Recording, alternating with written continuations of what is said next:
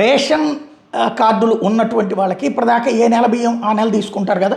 ఇదివరకైతే రాష్ట్ర ప్రభుత్వ బియ్యం, కేంద్ర ప్రభుత్వ బియ్యం రెండు వచ్చినాయి కరోనా టైంలో. ఆ తర్వాత నిదానంగా ఒకటి వైపుకి వచ్చినటువంటి పరిస్థితి. ఇప్పుడు చెప్పాలంటే కేంద్రం బియ్యం మాత్రం వస్తున్నాయి, ఉచిత బియ్యం అన్నటువంటిది.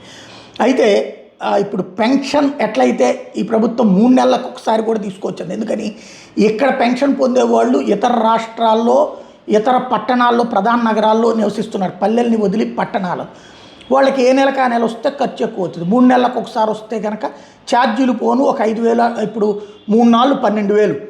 హైదరాబాద్ నుంచి వచ్చినా 2,000 రూపాయలు ఛార్జీలు పోయి 10,000 రూపాయలు చేతుల్లో మిగిలితే 3 నెలలకు ఒకసారి వచ్చినప్పుడు. కాబట్టి ఇక్కడ సొంత ఇళ్ళు లేకపోతే బంధువులు ఇళ్ళకే వస్తారు కాబట్టి ప్రాబ్లం ఏం లేదు.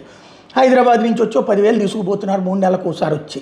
అలాగే రేషన్ కోసం ఏ నెలకు ఆ నెల అనేటటువంటి ప్రాబ్లం లేకుండా అది కూడా సెట్ చేస్తున్నారు. రేషన్ లబ్ధాలకు ఒకేసారి 3 నెలల బియ్యం పంపిణీకి కేంద్ర ప్రభుత్వమే నిర్ణయించింది. ఏప్రిల్, మే, జూన్ నెల రేషన్ బియ్యం ఒకేసారి పంపిణీ చేస్తారట కేంద్రపాలిత ప్రాంతాలు, రాష్ట్ర ప్రభుత్వాలకు కూడా. ఎందుకంటే ఇప్పుడు ఈ వలస కూలీలు ఒక రాష్ట్రం నుంచి ఒక రాష్ట్రానికి వెళ్ళేటటువంటి సందర్భం. దాంతో రేషన్ కోసమే రావడం, లేకపోతే రేషన్ వదులుకునే అవసరం లేకుండా వాళ్ళు ఎక్కడ ఉంటే అక్కడే రేషన్ తీసుకోవడానికి కూడా ఏర్పాటు చేశారు. కొనుగోలు సీజన్ నేపథ్యంలో ఎన్ఎఫ్ఎస్సి కింద ఆహార ధాన్యాల ముందస్తు లిస్టింగ్ కోసం అని చెప్పేసి ఇది చేసిందంటే ఇప్పుడు ఖాళీ చేసేస్తే డిపోలు, అప్పుడు అంటే